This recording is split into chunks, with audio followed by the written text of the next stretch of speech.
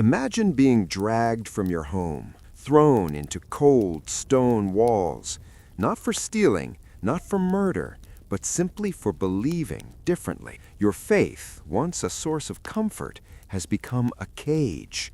And the question lingers, why did empires see women's belief as so dangerous? Today, we uncover the shocking truth of how religion was used to lock women away. In the earliest civilizations, the seeds of faith-based confinement were already being planted. In Mesopotamia, the cradle of civilization, women were often confined in temples, not for spiritual enlightenment, but to uphold a strict social order.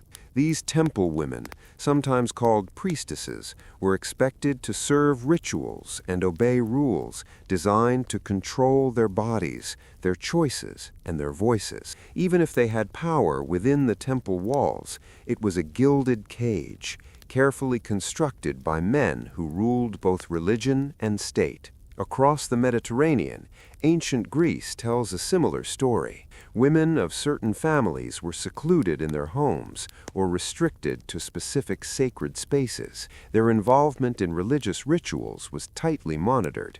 In some city-states, young women dedicated to goddesses like Athena were never allowed full freedom. They became symbols of devotion, yet symbols are rarely free. Rome, with its sprawling empire, institutionalized these restrictions further. Vestal virgins, for instance, held a revered status, guarding sacred fires and performing rituals, but their freedom was stripped away, a life bound to service under the watchful eyes of male authorities. Any misstep, rumored misconduct, a whisper of scandal, was punishable by death or cruel exile.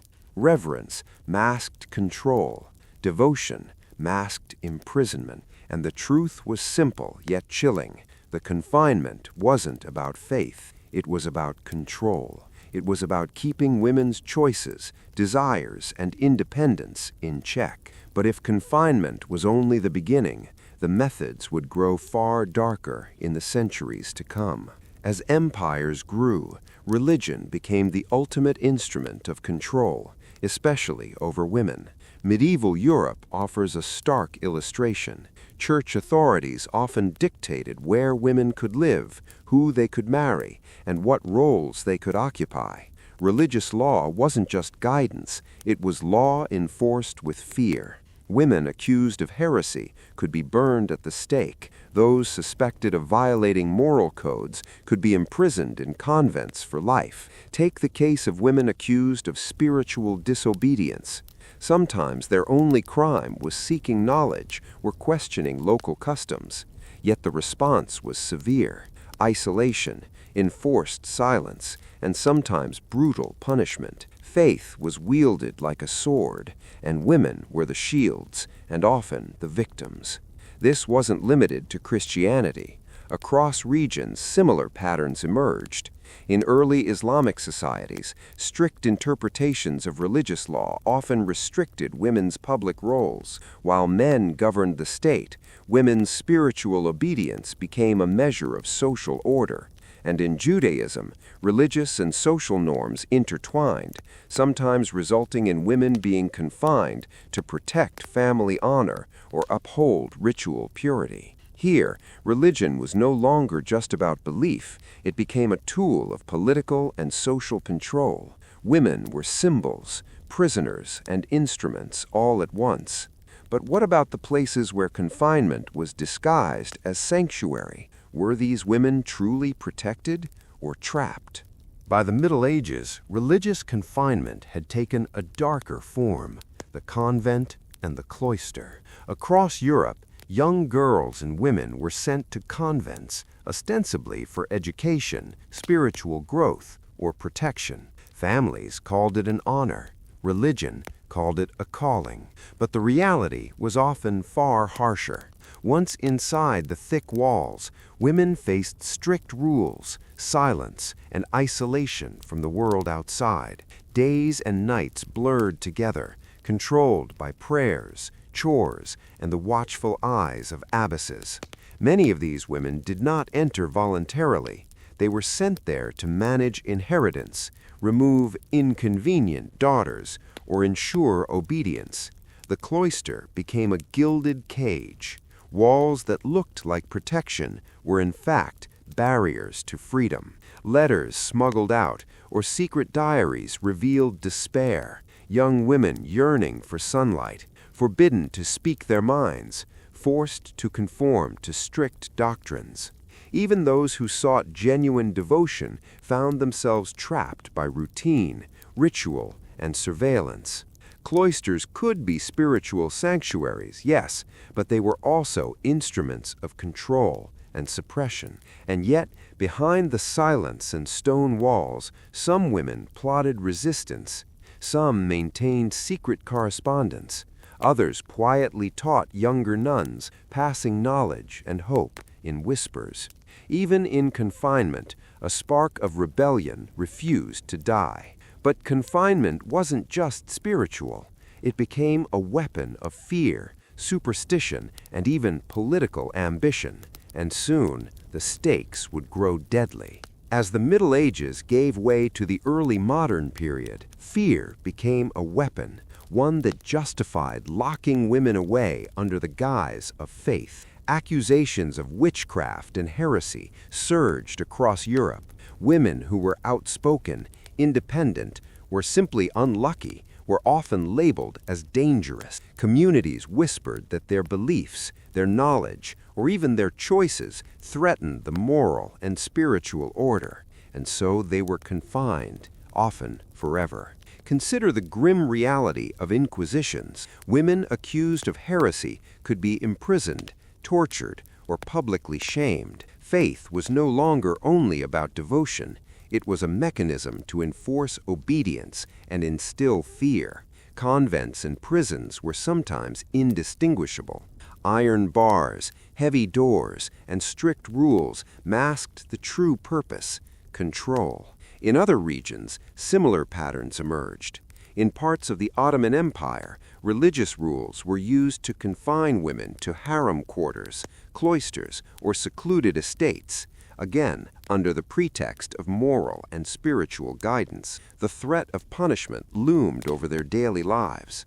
Yet fear was never the whole story. Women resisted in small ways: secret prayers, hidden messages, or whispered alliances. Even in isolation, human resilience quietly challenged oppression. But when faith was twisted by rulers and priests, women weren't just isolated. They became pawns in a deadly game of power.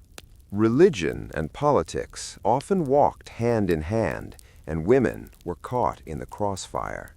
Royal families across Europe and Asia used religious confinement to manage power. Young princesses, heirs, or politically inconvenient daughters were sent to convents or secluded estates. It wasn't faith that dictated their lives. It was inheritance, alliances, and control. Take the case of Margaret of Anjou in 15th century England. When political tides turned against her family, her daughters were sent to convents under religious pretexts, effectively removing them from any chance of influence. In other courts, princesses were kept cloistered to prevent unwanted marriages or alliances. Religion provided a moral cover for what was, at its heart, political imprisonment. But confinement didn't stop at royalty. Noble women, merchants' daughters, and even ordinary women found themselves bound by religious edicts. Men in power recognized that controlling women meant controlling property, loyalty, and family honor. The irony was stark. Women were taught piety and obedience, yet their faith was exploited to strip away freedom, choice, and even identity. And the consequences weren't only political. Years behind walls left deep marks on mind and soul, marks that some would never escape. To live confined for faith was to endure more than physical walls. Isolation and rigid rules attacked the mind, reshaping identity and self-worth. Historians have documented letters, diaries, and testimonies of women locked in convents or religious prisons. Their words revealed despair, anxiety, and the constant tension between hope and fear.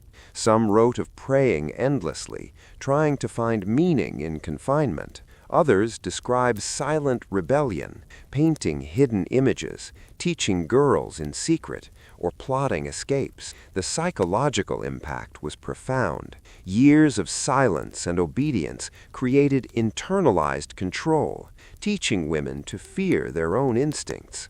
Even after release, many faced challenges reintegrating into society. Trauma lingered, echoing through generations. Yet, despite oppression, resilience persisted. Some women turned their confinement into empowerment, becoming chroniclers of their experiences, leaders within their communities, or silent resistors who inspired others. Their stories remind us that even in the darkest corridors of history, courage flickered like a candle in the night. But while some succumbed to despair, others dared to resist, and their courage would leave an indelible mark on history. Even under the harshest laws, women found ways to resist. History is filled with stories of courage, cunning, and defiance. In a world designed to silence them, women learned to navigate cracks in the system, sometimes subtly, sometimes boldly. Consider Joan of Arc, a young woman who defied French and English law alike. She led armies, challenged authority, and refused to be bound by society's expectations of her sex. For this, she was ultimately tried and executed, but her courage inspired generations. In ancient Rome, some women used wealth, family influence, or intelligence to assert their independence. Cleopatra maneuvered through political and legal constraints, bending the law to maintain her power and protect her people. Even ordinary women resisted in quieter ways. Some ran businesses in secret, educated daughters in defiance of law, or helped other women escape punishment. Survival often required courage, cleverness, and the constant calculation of risk. These acts of resistance remind us that even in the darkest legal cages, women found cracks to fight back, but the cost was always high, and sometimes it was their very lives. Some of the cruelest laws didn't disappear with ancient empires.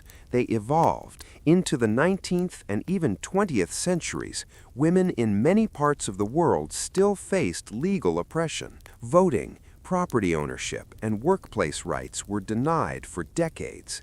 In the United States, women didn't secure the right to vote until 1920. In Europe, property and inheritance laws favored men well into the 1800s.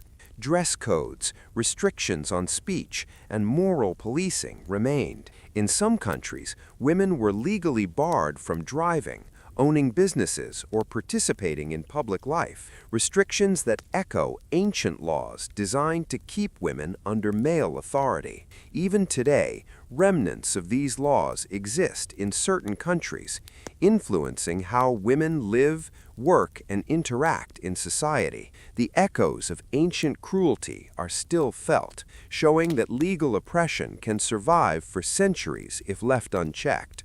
The past isn't just a story, it's a warning. What started as cruelty codified into law can persist, subtly, for generations. History shows us a chilling truth. Religion, when wielded as a tool of power, can imprison not just bodies, but minds. Women were confined, silenced, and controlled under the guise of piety and devotion. Yet through courage, resilience, and quiet defiance, many reclaimed their voices. From Mesopotamian temple walls to medieval European cloisters, from royal quarters to hidden Ottoman networks, the stories of women's confinement reveal the dark side of faith, but also the enduring light of human spirit. As we reflect on these histories, we are reminded that freedom and belief are not mutually exclusive. Faith should inspire, guide, and comfort, but never imprison. As history shows, belief can empower, or it can control. How do we ensure that faith never locks away freedom again?